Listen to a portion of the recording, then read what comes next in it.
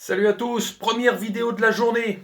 Il y a les débriefs de l'OM et de Paris qui vous attendent dans la soirée. Mais quel match hier? Quel match entre Montpellier et Monaco? Franchement, j'avais pas l'intention de le regarder ce match.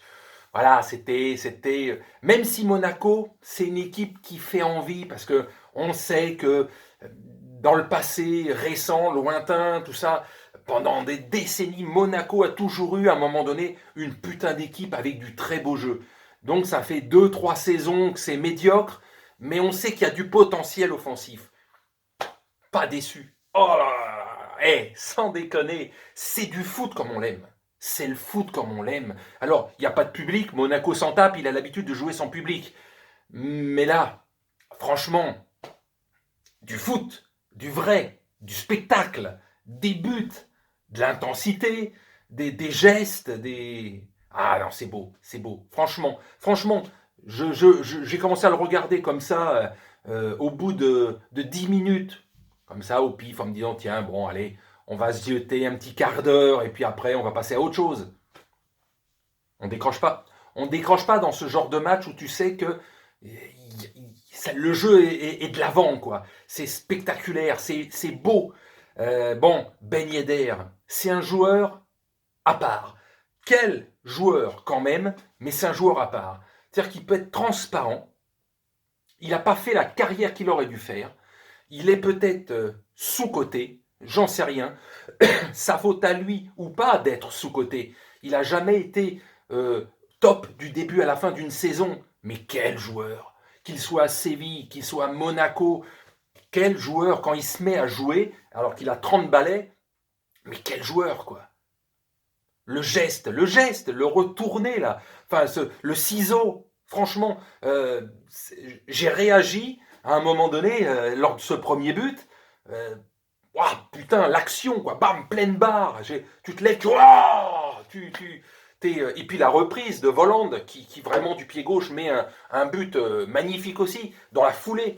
Non, c'est beau, c'est beau. Monaco, une équipe qui joue toujours vers de l'avant, qui a un effectif et un jeu fait pour l'attaque. Ça ne sait pas défendre. Et malheureusement, ça ne sait pas défendre dans son jeu. Mais depuis 2 ans, 2 ans et demi, ils n'ont pas de bons défenseurs. Donc c'est ce qui jouera des tours. Parce que ce match, 3-2, faut quand même pas l'oublier. Ils menaient 2-0 à la mi-temps. Et c'était normal. Il y a eu la seconde mi-temps où jusqu'au penalty, Monaco domine ce match. Domine jusqu'à l'heure de jeu. Parce que juste avant, à la 55e minute, le petit détail qui fait un peu la différence, c'est la rentrée de Savanier du côté de Montpellier.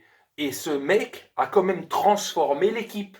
Plus joueuse, c'est rentrer plus dedans, plus vers l'avant. Savanier, c'est ce genre de joueur, là aussi, 29 ans, qui passe à travers un peu les gouttes, c'est-à-dire pas une star, pas un phénomène, etc.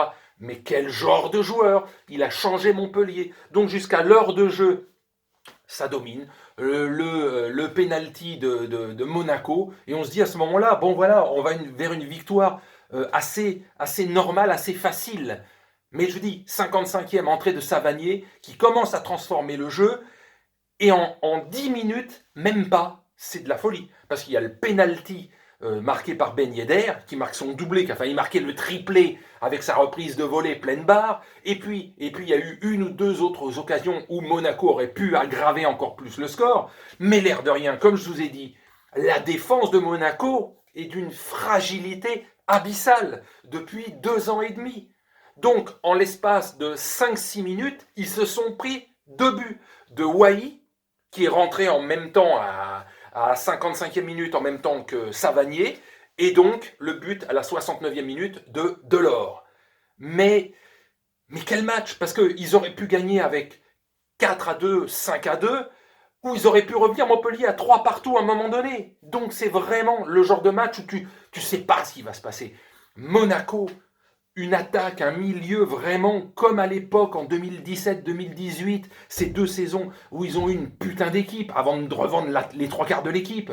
Et puis en 2004 et à l'époque, fin des années 90, l'époque Thierry Henry Trezeguet, ils ont eu toujours de putains de joueurs. Mais une bonne défense. À ces époques-là, la défense était une défense de fer. En 2004 ou en 2017, pour les 2 dernières grandes saisons de Monaco, vraiment, ils avaient une putain de défense et des putains de gardiens. Là, le gardien, il est bon, mais il pourrait y avoir mieux. Et niveau défense, je vous dis, depuis 2 ans et demi, c'est à la ramasse cette défense. Si la défense était aussi bonne que l'attaque et le milieu, ils seraient sur le podium tous les ans. Parce qu'il y a une putain d'équipe. S'ils avaient la défense du PSG, de Lyon ou de Lille, ils seraient peut-être co-leader du championnat. Parce que c'est quand même, après Paris, la meilleure attaque du championnat, mais c'est l'une des pires défenses du championnat. Ils se sont pris plus de quasiment une trentaine de buts, il me semble. J'ai pas fait gaffe complètement, mais plus de 30 buts, un truc comme ça. Enfin, un truc de malade, quoi. L'une des plus mauvaises défenses dans le top 6, top 7. C'est la plus mauvaise défense. Donc c'est pas possible. Tu ne peux pas espérer aller loin dans un championnat quand tu as une défense naze comme ça. Alors que le milieu et l'attaque, c'est le top. C'est terrible, parce qu'ils pourraient viser le podium chaque année et ils ne le font pas à cause, depuis 2 saisons et demie, de leur défense. Et je suis certain qu'ils ne seront pas sur le podium cette saison à cause de leur défense. Parce qu'ils vont perdre des points, ils vont faire des matchs nuls, ils vont perdre des matchs. Alors qu'en attaque, c'est flamboyant. Regardez, souvenez-vous du match face au PSG. Une première mi-temps où ils sont à la ramasse. Paris mène 2-0 à la mi-temps. Ils pourraient mener 3-0 à la mi-temps. Seconde mi-temps, c'est le match complètement à l'envers. C'est-à-dire que tout d'un coup, Monaco se met à jouer et c'est eux qui posent de gros problèmes à un Paris qui, je sais pas, inconsciemment relève le pied un petit peu, j'en sais rien. Mais en seconde mi-temps, en un quart d'heure, 20 minutes, Paris se fait bouffer. Et finalement, ils perdent le match. 3-2 Paris. Voilà le double visage de Monaco, ou de Paris, mais déjà de Monaco. C'est-à-dire qu'ils peuvent se faire balader parce qu'ils ont une défense friable comme c'est pas possible, mais quand ils veulent accélérer le milieu et l'attaque, c'est des tueurs. Donc voilà, c'est le genre de match qui me font aimer ce sport, qui font dire que voilà, on attend toujours des grosses affiches, etc. Et là, il y avait 2 putains d'équipes. Montpellier, je vous rappelle, c'est toujours teigneux, c'est toujours une sorte de Atlético de Madrid, moins talentueux, c'est clair, mais une sorte d'Atlético Madrid, c'est costaud partout, et ça lâche pas. Alors ça perd, ça gagne, mais ça a une philosophie de jeu. Montpellier, t'es pas déçu par cette équipe, quoi. Tu sais que ça te rentre dans la gueule, ou tu sais que ça peut te poser de gros problèmes, quoi. Mais Monaco, offensivement, putain, ce que c'est beau, quoi. C'est beau, mais défensivement, ça leur permettra pas d'être sur le podium du championnat.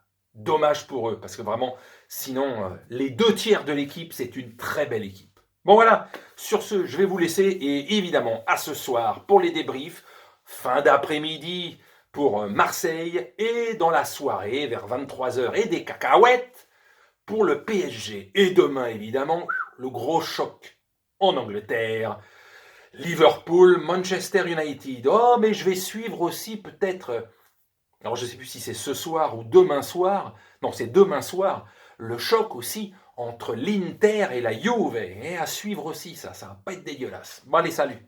Salut à tous.